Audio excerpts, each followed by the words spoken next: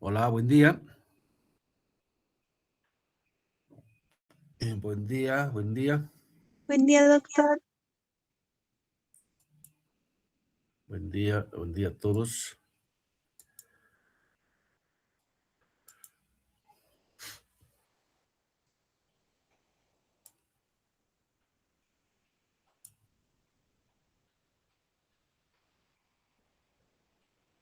Buen día, ¿se ve pantalla?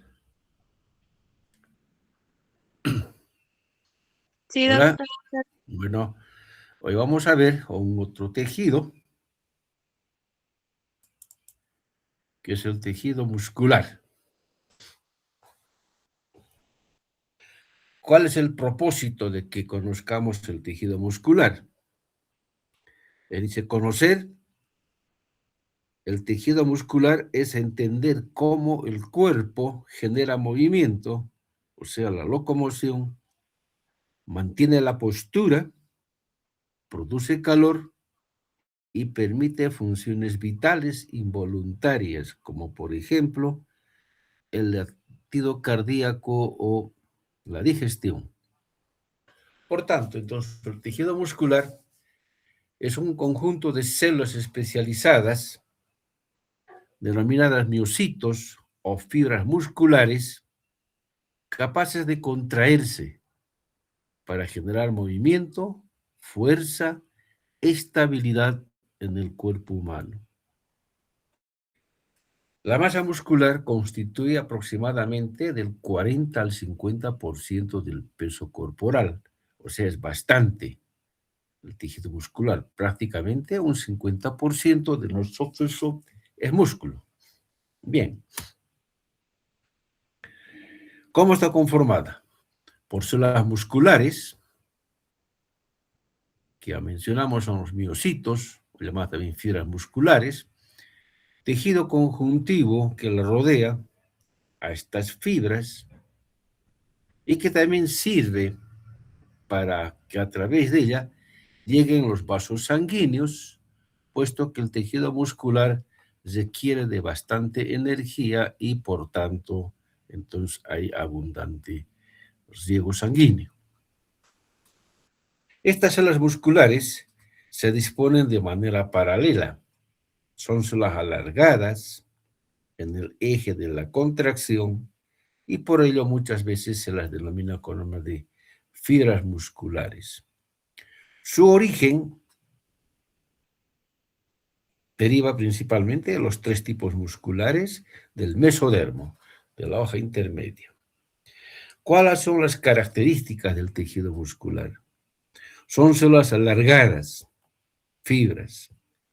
Poseen tejido conjuntivo de sostén, ya, ya mencionamos, que rodea a cada una de las fibras o a grupo de fibras. Abundante red vascular. La contracción es su principal propiedad, o sea, el de acortarse o alargarse.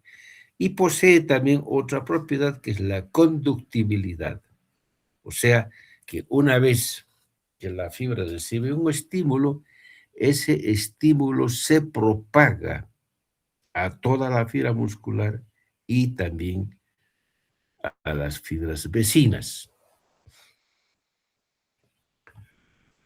Sus funciones básicamente es el movimiento mediante la contracción. Entonces, este movimiento se puede dar de diferentes maneras. La contracción es el acortamiento de la masa muscular y por tanto esta puede provocar, por ejemplo, movimiento de los miembros. El hecho de caminar está dada por este movimiento. La constricción, ¿ya?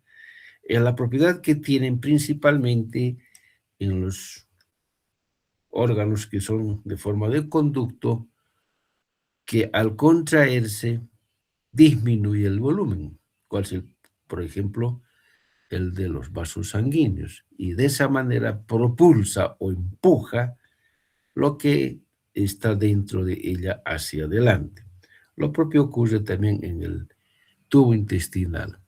Y el bombeo es un tipo de contracción muy especial que se da a nivel de las cavidades cardíacas, que al contraerse, esta empuja la sangre hacia afuera del corazón. Todo este movimiento produce calor, por tanto, entonces, otra función que tiene el tejido muscular es el de producir calor. Se clasifica en 3 grupos de tejido muscular, tomando en cuenta su morfología y su fisiología. Así tenemos el músculo esquelético, es aquella fibras que tienen unas estrías, como se ve aquí en esta pequeña imagen, de presentar de zonas claras y zonas oscuras. Lo propio presenta el músculo estriado cardíaco, pero fisiológicamente el músculo estriado es voluntario, o sea, responde a la mente consciente. En cambio, el músculo cardíaco es involuntario. Esta se contrae de manera inconsciente. Y tenemos el músculo liso, llamado así porque no presenta estas estrías. Y también es de contracción involuntaria. Entonces vemos acá el músculo estriado esquelético, que está conformada por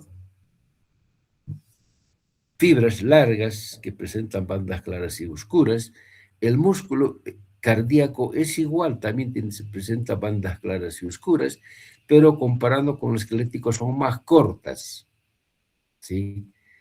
Y para formar una masa muscular se unen unas con otras, y estas uniones se conocen con nombre de discos intercalares. En cambio, el músculo liso es aquella que se presenta conformada por células fusiformes con un encaje recíproco sin estrías. La terminología que normalmente utilizamos cambia para el músculo o el tejido muscular. Así, la membrana plasmática se conoce con nombre de sarcolema. El retículo endoplasmático liso se conoce con nombre de retículo sarcoplasmático. El citoplasma se la denomina sarcoplasma y las mitocondrias sarcosomas. De ahí que vamos a estar utilizando estas denominaciones. El músculo esquelético está formada por células largas, cilíndricas, multinucleadas, que se contraen voluntariamente para facilitar el movimiento del cuerpo o de sus partes y de esa manera mantener la posición y la postura. Características: son largas, no poseen ramificaciones que se diferencian del cardíaco, se disponen paralelas entre sí, son cilíndricas con extremos redondeados, poseen bandas de miofilamentos que dan estas estriaciones de tener zonas claras y zonas oscuras, y posee múltiples núcleos que se disponen en la parte periférica de la fibra.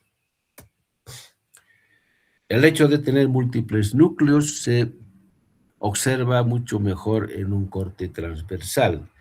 Cada una de estas es una fibra muscular.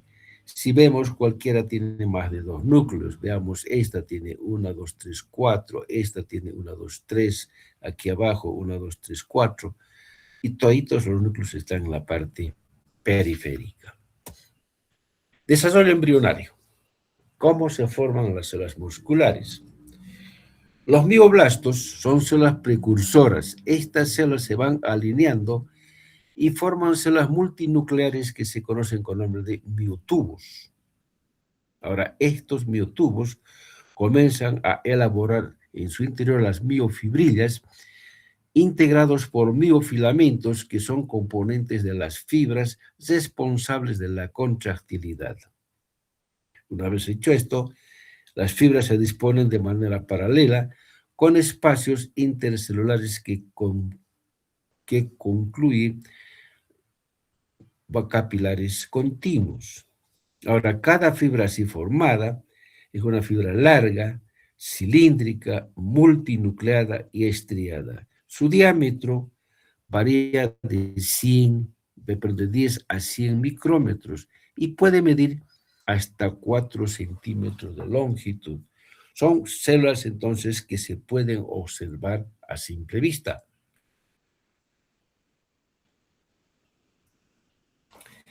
La fuerza relativa contráctil depende del diámetro de la fibra.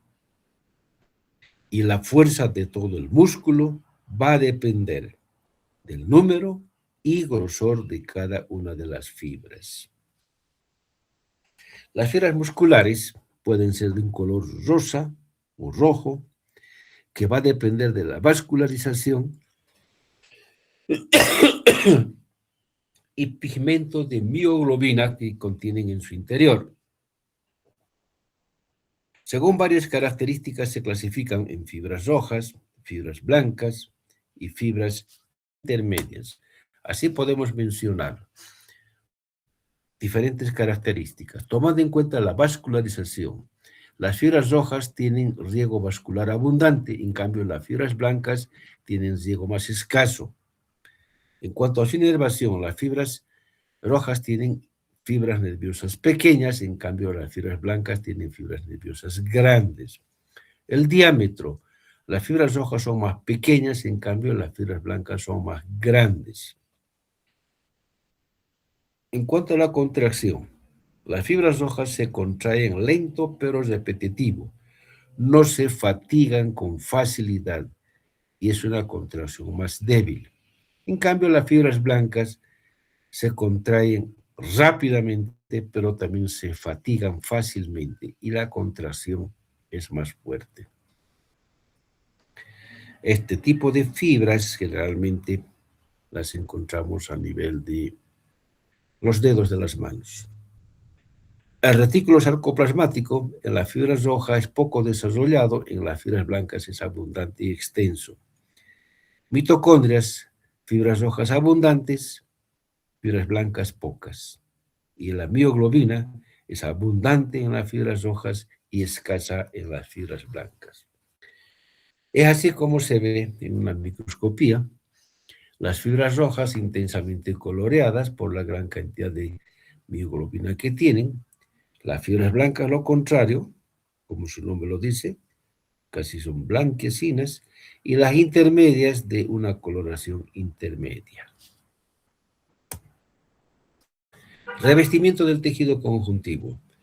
Las fibras muscular o el tejido muscular tiene múltiples revestimientos de tejido conjuntivo. Así, el tejido conjuntivo denso regular que rodea a todo el músculo, a toda la masa muscular, se denomina epimisio, ¿sí? A toda la masa muscular. Ahora, el tejido conjuntivo menos denso y colagenoso que rodea haces musculares o fascículos, que son grupos musculares, como vemos acá en este corte transversal, esta línea blanca que está entre ellas, eso es el perimisio. Y el endomisio, generalmente formada por fibras reticulares, colágeno tipo 3, rodea de manera individual a cada una de las fibras musculares. ¿A qué llamamos lámina externa? Es muy similar a la lámina basal que rodea a cada fibra muscular. Los tendones y aponeurosis. Los tendones, que son fibras de tejido conjuntivo que ponen en contacto el músculo con el hueso, y las aponeurosis forman parte de las envolturas, se continúan con el recubrimiento del tejido conjuntivo del músculo y pueden tener similar denominación. El que va a rodear a todo un tendón va a denominarse el epitendón. El que va a envolver a fascículos tendinosos se denominará peritendón. Y el que va a rodear a cada uno de los tendones de manera individual será el endotendón. Por tanto, Participan también en la utilización de la fuerza de contracción para ejercer el movimiento. Microscopía óptica. Al microscopio se ven células multinucleares, núcleos periféricos y rodeadas de endomisio cada una de las fibras. Puede existir células satélites entre las fibras musculares ordinarias. Estas son pequeñas, se las conocen como de células madre o miogénicas, que son células que van a regenerar y son células que presentan un solo núcleo.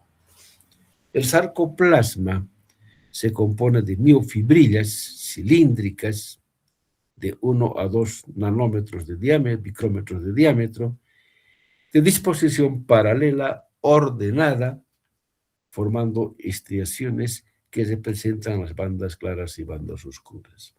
Así, la banda oscura se conoce como nombre de la banda A, aquí abajo, esta zona. La banda clara, aquí, en la zona o la banda I. El centro de la banda oscura está ocupada por la banda H, dividida por la línea M. Cada banda I está dividida por el disco Z o la línea Z. Entre dos discos Z está la llamada sarcómera, de aproximadamente 2.5 micrómetros de longitud. De aquí a aquí está la línea Z, otra línea Z, y todo esto es la sarcómera. Se la considera como la unidad contráctil de la fibra. Durante la contracción de la banda I se estrecha. La banda H desaparece, lo propio la línea M. Los discos Z se acercan unas a otras entre sí y la banda A no se altera. Más al contrario, se hace mucho más intensa en cuanto a color. Así vemos acá en esta imagen una fibra relajada y abajo vemos una fibra contraída. Verán que aquí esta es la banda A, es la que permanece. La banda I se ha estrechado. No vemos la banda H, tampoco la la línea M. Y la fibra se ha acortado. De aquí, pasamos aquí, vemos claramente que se ha acortado. Esta es la línea Z, otra línea Z. Entonces, se ha cortado. Y así se ve la microscopía, una fibra. Ahí vemos claramente las bandas claras, las bandas oscuras, núcleos periféricos. El tejido conjuntivo entre las fibras está representada por una zona clara, que sería el endomisio.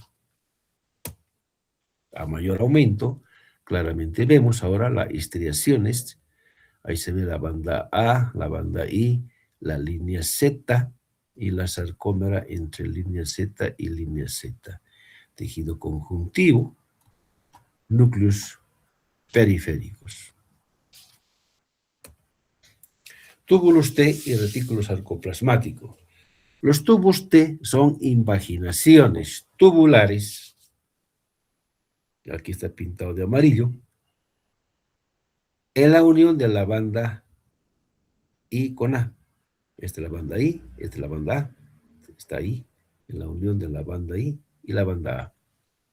Estas estructuras facilitan la conducción de las ondas de despolarización a lo largo del sarcolema. Está relacionada con el retículo sarcoplasmático, que es esta estructura que está acá al centro. Alrededor de cada miofibrilla muestra cisternas dilatadas. Son los cisternas terminales dilatadas que almacenan calcio intracelular. Dos cisternas con un túbulo al centro, o sea, dos cisternas a cada lado de un túbulo T, forman lo que se conoce con nombre la triada tubular. Entonces, dos cisternas rodeando al tubo T.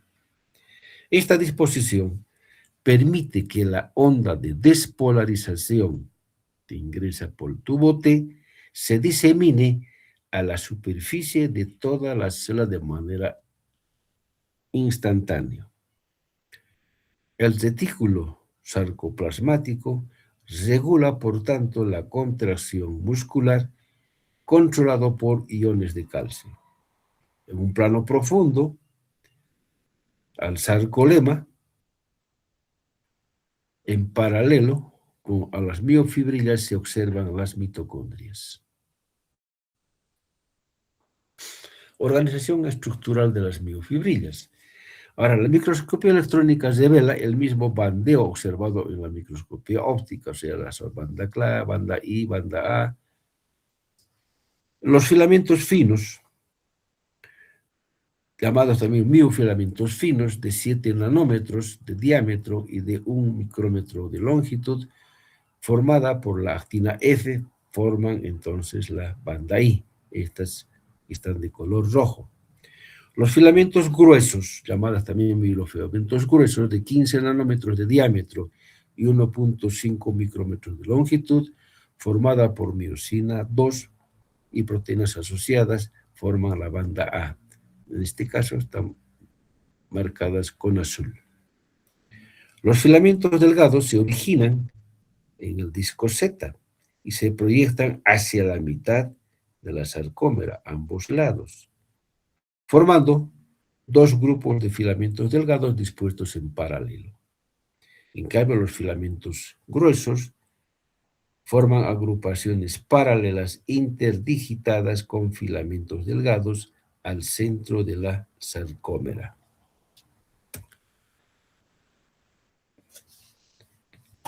La banda I, a cada lado del disco Z, solo presenta filamentos delgados.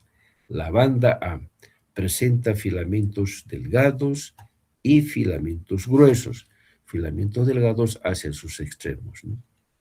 La banda H es solamente filamentos gruesos, es esta zona. Y la línea M, al medio de la banda H, está formada por la miomesina y la proteína C, interconectan a las miofibrillas gruesas y de esa manera la mantienen en paralelo. Cada filamento grueso está rodeada por 6 filamentos delgados. Vemos acá un filamento grueso y hay 6 filamentos delgados que la rodean, con un patrón hexagonal. Por tanto, con un filamento delgado en los vértices de este hexágono y el filamento grueso al centro. Existen otras proteínas que ayudan a fijar a las fibras actina y miosina. Así, por ejemplo, la titina fija al disco Z, está acá la titina, fija al disco Z a los filamentos gruesos mediante 4 moléculas, 2 por lado. La actina alfa, que está aquí, mantiene fijos a disco Z los filamentos delgados en grupos paralelos. Lo propio, la cap Z fija y evita que se añadan moléculas de alactinaje al filamento fino o se eliminen de él. La nebulina, aquí está pintado de marrón, refuerza la fijación del disco Z a los filamentos delgados y mantiene su longitud. La tropomodulina, está pintadito acá de verde, mantiene la longitud precisa de los filamentos delgados. Y la proteína C y la miomesina fijan a los filamentos gruesos en paralelo en la parte central. Filamentos finos. El principal componente de cada filamento es la actina F, polímero de la actina G, polimerizada en la misma orientación especial. Las dos cadenas de actina F están envueltas una en otra en una hélice como 2 hileras de perlas. Tienen un extremo positivo unido al disco Z mediante la actina alfa y un extremo negativo extendido hacia el centro del sarcómero, sitio donde se une a la cabeza de la miosina 2. Tenemos la tropomiosina, que está pintado de color verde oscuro, de 40 nanómetros de largo, ocupa los surcos superficiales de la hélice de actina de doble cadena unida a los sitios activos de la actina. Y la troponina, que es este conjunto, está a 25 a 30 nanómetros del inicio de cada molécula de la tropomiosina, compuesta por 3 polímeros, que son la TNT, la TNC y la TNI. La TNC está unida a moléculas de calcio, que va a permitir la flexión de las moléculas de miosina para unirse al sitio activo de la molécula de actina. Los filamentos gruesos están formados por moléculas de miosina 2 alineados de extremo a extremo. Cada filamento grueso posee aproximadamente 200 a 300 moléculas de miosina 2 y cada molécula tiene unos 150 nanómetros de largo y 2 a 3 nanómetros de diámetro. Se integra por 2 cadenas pesadas y 2 pares de cadenas ligeras como palos de golf. La meromiosina ligera es la cola. Está en forma de una varilla compuesta por 2 cadenas polipeptídicas envueltas una en la otra. En cambio, la meromiosina pesada está conformada por 2 cabezas globulares con las partes proximales cortas concurrentes a las cadenas polipeptídicas en forma de varilla envueltas entre sí. Las moléculas de miosina se van alineando de manera paralela a intervalos regulares con una disposición cabeza con cola, cabeza con cola. Aquí es la cabeza, aquí es la cola. Ya, hablemos ahora de la contracción muscular. La contracción muscular reduce la longitud de la fibra muscular, que equivale a la suma de todos los acortamientos que ocurren en todas las sarcómeras.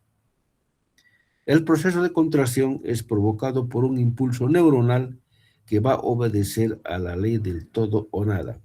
Esto quiere decir que se contraen todas las sarcómeras o no se contraen.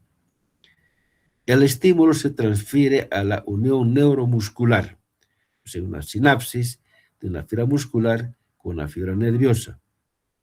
La fuerza de contracción está en función al número de fibras que se van a contraer. Durante la contracción se deslizan los filamentos delgados, como ven ahí en esta imagen animada, más allá de los filamentos gruesos, de acuerdo a la teoría de filamento deslizante de Jusley. ¿Cuál es la secuencia de contracción durante la contracción muscular? Primero, se transmite un impulso nervioso generado a lo largo de la sarcolema y penetra al interior mediante los tubos T y se propagan a las cisternas del retículo sarcoplasmático. Del retículo sarcoplasmático salen iones de calcio de las cisternas terminales hacia el citosol y allá se van a unir a la subunidad TNC de la troponina, alterando la configuración de su fijación. Además, hay cambio de configuración de la troponina, modifica la posición de la tropomiosina y descubre el sitio activo. También se hidroliza el adenosintrifosfato que está unido a la miosina, que va a producir cambios para que el complejo se una al sitio activo de la actina. Aquí, ¿no? También se libera fosfato inorgánico, causando mayor resistencia de unión entre la actina y la miosina. Se libera adenosindifosfato de la miosina 2 y el filamento fino va a arrastrarse hacia el centro de la sarcómera, a lo que se conoce con el nombre de golpe de fuerza. Cada golpe mueve 5 nanómetros hacia el centro. La unión de nuevas moléculas de adenosín trifosfato al subfragmento S1 libera la unión entre la actina y la miosina 2. Ahora, los ciclos de unión y liberación se repiten unas 200 veces para que la contracción se complemente. Por tanto, verán entonces cuán rápidos son estos movimientos. La relajación muscular. Mientras la concentración de calcio en el citosol es alto, los filamentos de actina permanecen en estado activo, o sea, permanecen unidos, y los ciclos de contracción van a continuar. Ahora, cuando los estímulos cesan, ocurre la relajación muscular que implica la inversión de los pasos de la contracción. La bomba de calcio, que está al interior del retículo sarcoplasmático, impulsa el calcio a las cisternas terminales. Los iones entonces se van a unir al interior de ella a una proteína llamada calsecuestrina o la proteína calsecuestrina. De esa manera se reduce la contracción de calcio en el citosol, provocando que la TNC pierda su unión con las moléculas de calcio y se recupera la conformación original antes de la contracción. La tropomiosina vuelve a ocupar su posición original e impide la interacción entre la actina y la miosina.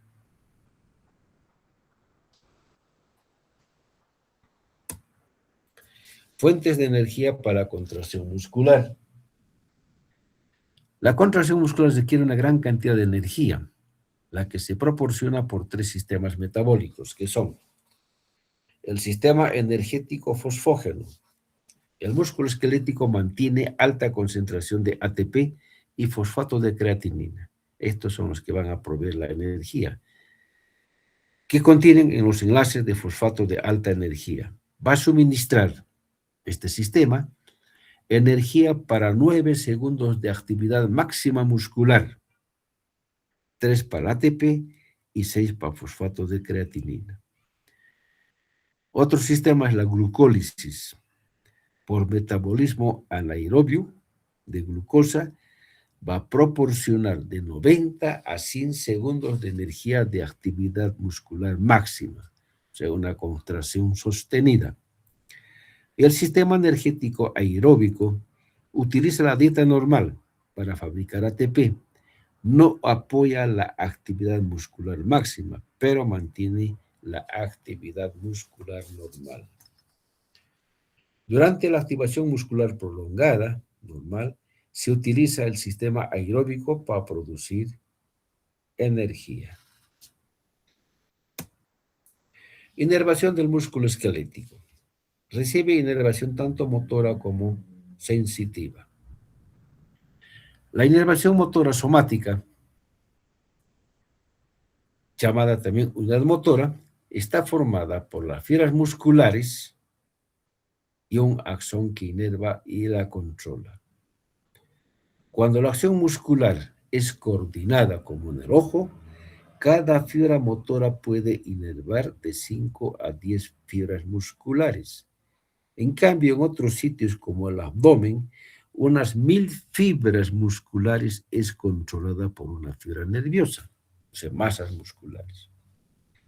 La inervación motora autónoma va a servir para la inervación de los vasos sanguíneos del tejido muscular. La inervación sensitiva. Las fibras sensitivas llegan a receptores sensitivos encapsulados, ya sea en el músculo o en los tendones, y proveen información sobre el grado de tensión del músculo y sobre su posición. Entre estas vamos a mencionar los usos neuromusculares y el uso neurotendinoso u órgano tendinoso de Golgi. Las fibras musculares de una unidad motora se contrae al unísono, siguiendo la ley del todo o nada. La unión neuromuscular. Las fibras motoras son axones mielinizados de neuronas motora alfa. Esta fibra entra en el tejido conjuntivo del músculo y forma una unión músculo con nervio, que se va a denominar una unión neuromuscular. En ella observamos la membrana postsináptica o la placa motora terminal. Esta forma una hendidura sináptica primaria, o sea, una depresión en el tejido muscular, en la fibra muscular, que va a estar ocupada por la terminal del axón, y hendiduras sinápticas secundarias recubiertas por lámina externa similar a una lámina basal. En el sarcoplasma cercano hay abundante cantidad de glucógeno, hay núcleos, hay ribosomas y mitocondrias. La terminal del axón está recubierta por las células de Schwann, va a alojar también mitocondrias, retículo endoplasmático liso y hasta unas 300.000 vesículas de 40 a 50 nanómetros de diámetro que contienen acetilcolina. Transmisión de un estímulo. La transmisión de un estímulo nervioso a través de la hendidura sináptica implica los siguientes pasos. Primero, un estímulo despolariza la membrana terminal del axón y abre canales de calcio llamadas basas densas. La entrada de calcio al interior de la terminal produce la fusión de unas 120 vesículas en la zona activa y libera acetilcolina a la hendidura sináptica. La cantidad liberada de acetilcolina se conoce como cuantas, que puede contener de 10.000 a 20.000 moléculas de acetilcolina. La acetilcolina de la hendidura se va a difundir hacia los receptores postsinápticos. La entrada del ion conduce a la despolarización del sarcolema y va a generar un potencial de acción. El impulso generado se disemina a toda la fibra por los tubos T y se inicia la contracción. En la hendidura sináptica existe una enzima que se llama la acetilcolinesterasa, que va a degradar a la acetilcolina y permite el restablecimiento del potencial de reposo. Como resultado de la degradación de la acetilcolina, se desprende la colina, que se va a reciclar, al igual que las membranas de vesícula, se reciclan recubiertas por moléculas de clatrina. Usos musculares o receptor sensitivo. Esta inicia la respuesta de una contracción refleja en un receptor sensorial encapsulado entre las fibras musculares ordinarias. Está conformada por 10 o 8 células musculares modificadas que se conocen con el nombre de fibras intrafusales, rodeada por un espacio periaxil. En esta imagen vemos claramente de color marrón son las fibras ordinarias y estas fibras de color lila son las fibras intrafusales. Son de dos tipos: las fibras de bolsa nuclear, que contienen inervación dinámica y estática, Son esta fibra que está dada por un conjunto de núcleos, y la fibra de cadena nuclear, en la que vemos la fibra con sus núcleos dispuestos en cadena. Hay terminaciones sensitivas que terminan en ella. Así tenemos las terminaciones sensitivas primarias dinámicas de alfa 1 alrededor del núcleo de las tres fibras, que está pintada acá de color rojo. Las terminaciones sensoriales secundarias estáticas del grupo 2 envueltas también alrededor de las tres fibras pintadas de color amarillo la terminal. Y las tres fibras reciben la inervación de la neurona motora gamma, que está pintada acá de color verde. Ahora, las fibras de la bolsa nuclear dinámica reciben inervación neurona motora gamma dinámica, o sea, de la verde. Y las fibras intrafusales van a recibir inervación de las neuronas aferentes alfa motoras.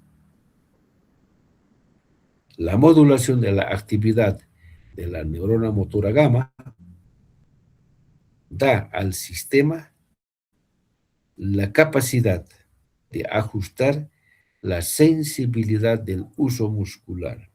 De esa manera, controla los cambios en la longitud muscular y la velocidad con que se produce esa modificación.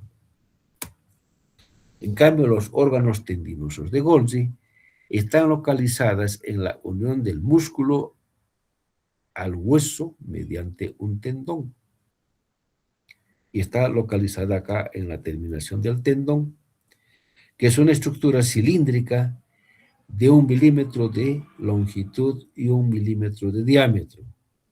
Se compone de fibras de colágenas onduladas y la continuación del terminal de axón tipo 1B amielínico ramificado en terminales libres. Esta terminación vigila la contracción de la fibra muscular, vigila la contracción reflejada por la masa muscular para proteger al músculo, al hueso y al tendón frente a una contracción fuerte. Por tanto, proporciona entonces una retroalimentación inhibidora a la neurona eferente alfa motora. Como consecuencia, produce una relajación del tendón. Entonces, los órganos tendinosos de Golgi vigilan la fuerza de contracción muscular, esta. Y los huesos musculares vigilan el estiramiento del músculo. Ambas van a tener que actuar de manera coordinada.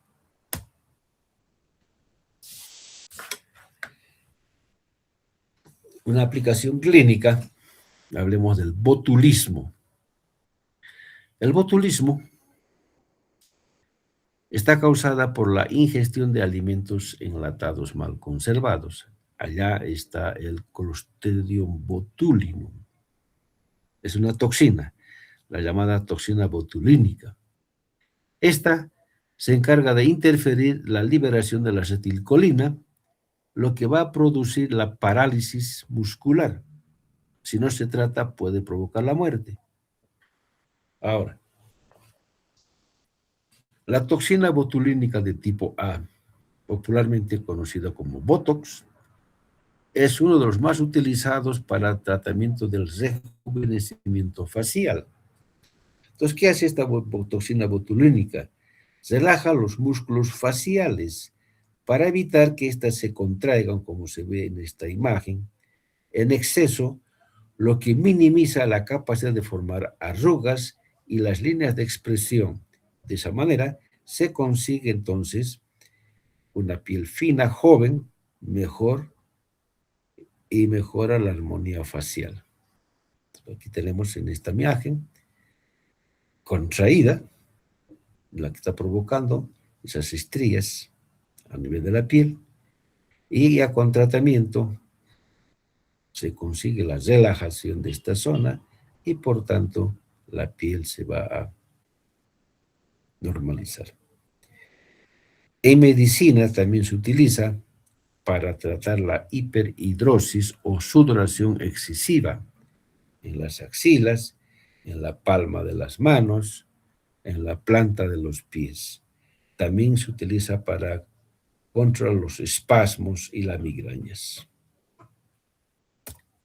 Músculo cardíaco. Vamos a descargar aquí porque esto ya es motivo de la próxima clase, músculo cardíaco y músculo liso. Aquí vamos a quedar. Vamos a dejar de compartir. Volvemos a la plataforma.